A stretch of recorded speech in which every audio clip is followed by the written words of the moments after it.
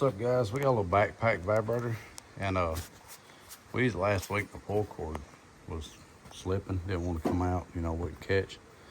So I've got the screws loose, but a lot of times what they'll do is it comes out like that.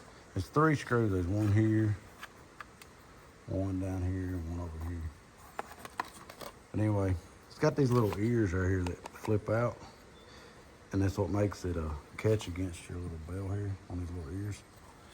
So them right there, they get stuck, they get grit on them. So what I normally do is just take them and I'll just spray them like some carburetor cleaner, parts cleaner. Just clean all that. The thing about all this kind of concrete stuff, man, you have to keep it cleaned out. If not, it don't want to work out. Just spray it real good and put it back on, and it should work. Let's see. Yeah, see how they move? Yeah. But it's usually a pretty easy fix. Just clean them out. And these little motors, man, I'm just telling you, they ain't the best. These little 50s, little GXH 50, they ain't the best. I probably swapped out 5 or 6 of these things in the last 3 years, and we've had, I think, 3 backpack vibrators.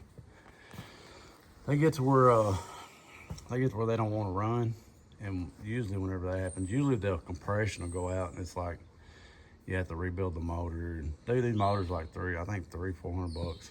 It's usually just easier and cheaper to swap out the motors than it is to buy a whole new backpack, you know what I mean?